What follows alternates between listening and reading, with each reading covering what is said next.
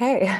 Hello, I'm Elizabeth Smith with the Ann Arbor District Library, and I'm here today with Veronica Cook Williamson and Lindsey Willow Smith.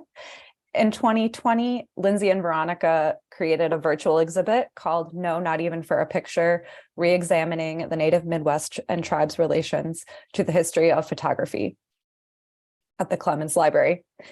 Following the creation of the online exhibit, a traveling poster exhibit was finalized, and the 9-panel exhibit can now be seen on display at AADL in the third floor exhibit space through January 1st, 2023. The exhibit explores themes of agency and consent, colonial violence, and tension between collector, photographer, and subject. Today, Lindsey and Veronica will present 2 panels from the exhibit, followed by a Q&A. And the Q&A will not be recorded, so we'll be recording up until that point. So welcome, Lindsey and Veronica, and thank them for joining us today. Thank you so much for that intro and for having us today.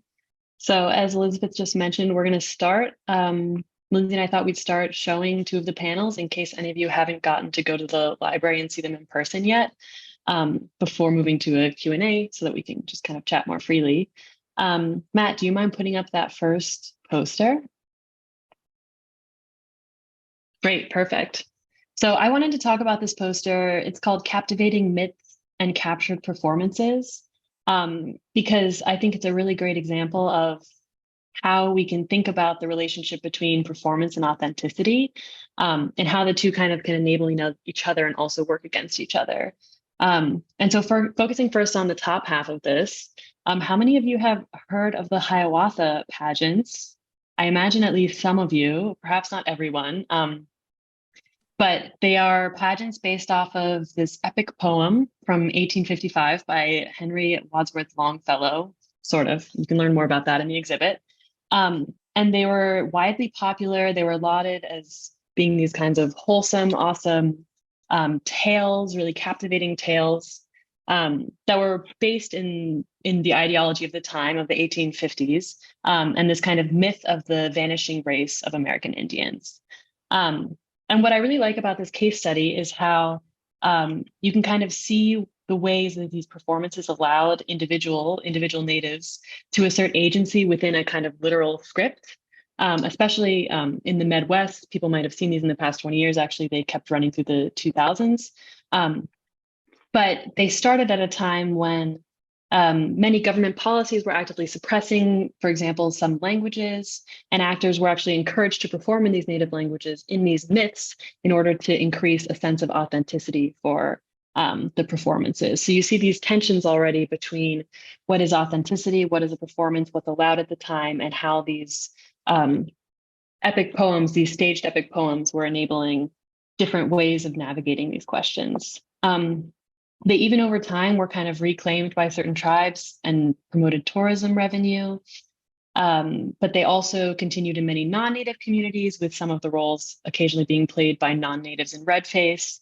Another exciting thing about these specific images that we selected is that they were taken by Grace Chandler Horn, who's quite a well-known or a very prolific photographer from the Midwest, born in Michigan.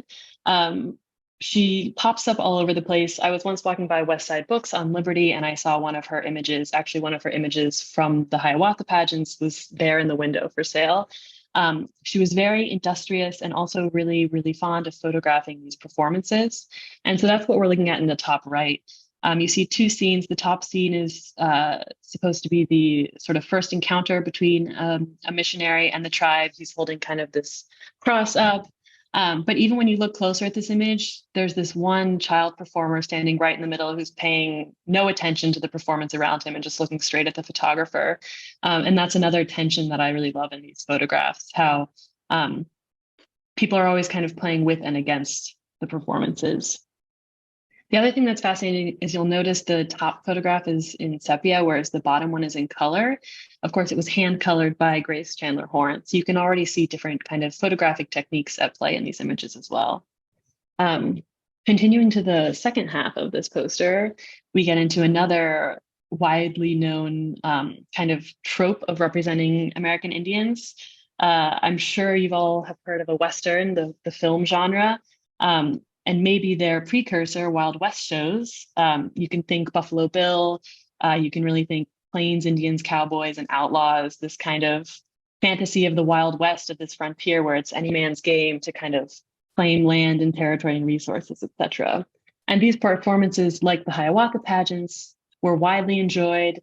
They set standards, and they really lean into and set these classic tropes when we think of kind of cowboys and Indians. But even here, when you look at these photographic collections, you can see different narratives unfold. You can tell it's a performance. You see in the bottom image here, one of the performers is actually interacting with fans who's coming to this show. So you have these tensions between representations of a kind of pan-Indianness. You have feather headdresses mixed with buckskins all over the place in Michigan, out in the West. It's a real kind of amalgam of a bunch of different images. But when you think through their context as performances, and when you think about what were performers allowed to do in the spaces, could they speak in their native languages or not?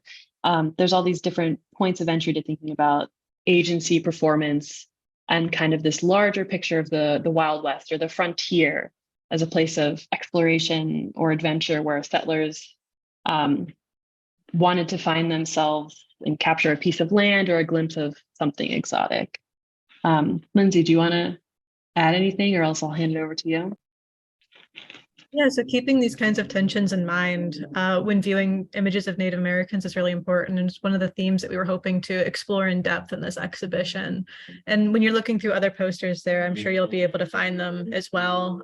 Some of the other posters have them as blatant as having two images next to each other that show the same person in two different scenarios. So that's another place that you can think about those themes. I guess we can move on to the second poster now. Great. So this is a poster. I'm going to go through photographic techniques in romanticization. So this top half is on this image of Dr. Charles Eastman. It was also taken by Grace Chandler Horn. So she was the woman who took those Hiawatha portraits.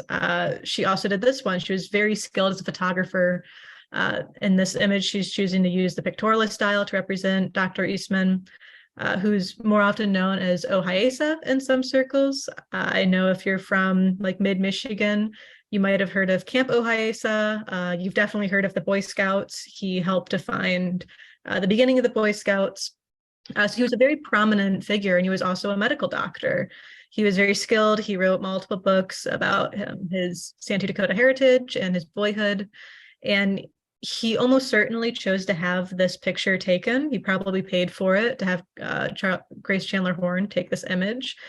But there's a lot of tensions in it as well. So he was a very modern person who was living this life as a doctor. He was married to a white woman. He traveled the United States. He lived in Detroit for a while. But he chose to have this image taken of him in very elaborate regalia that may or may not have been his. A very common thing for photographers to do at this time, if they were photographing Indian people, as Grace Chandler Horn commonly did, was to have a trunk of Indian regalia at their studio to have Native people dress in if they felt that the person didn't look Native enough for certain images. So it's very possible that this was regalia that Dr. Eastman owned, but it could have also been regalia that Grace Chandler Horn had him wear for this image. But either way, he likely had this image consigned. And it's a way for him to engage with his heritage, Santee heritage. And it's also a way for him to connect through this modern form, modern at the time, form of photography, to have an artistic image representing himself.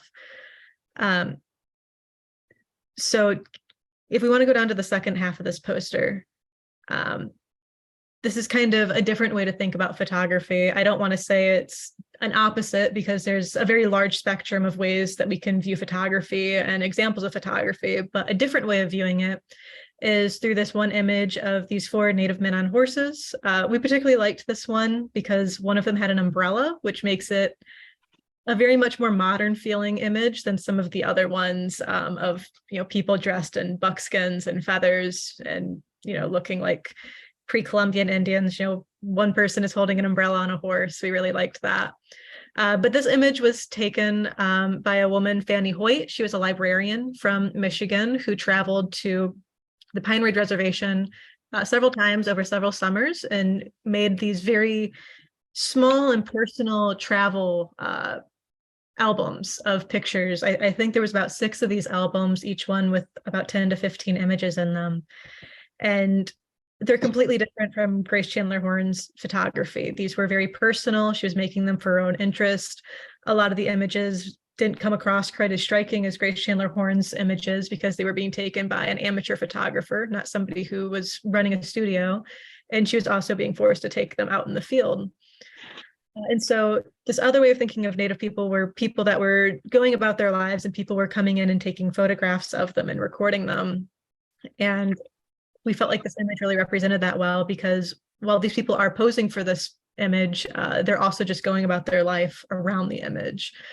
So that tension that Veronica spoke to of what's performance and what's not, and how do you play with it within an image, are definitely at hand here in both of the images that I've gone through. I guess I also want to point out, we have these key terms at the bottom of each of the posters. And on the original website that we created for the Clements Library, they were available in a hyperlinked glossary. So for people who may not know very much about Native Americans or early photography, these are terms that can really help engage with the exhibition more. They give pretty basic definitions of some of the actions and images and various aspects of the images within the photographs. And so those are on every single poster available in the Ann Arbor District Library, and I hope that they help people engage with them more. Veronica, if you have anything to add about this poster. I think you covered it great. I think it also sums up some of the big picture questions of the exhibit, that we wanted to play with, which was like, how is the medium of photography specifically part of this process? So how does looking at the different styles, like the pictorialist versus the like kind of family memory book or something like that, what are the different fault lines of this representation and how do they come together and expand? Yeah.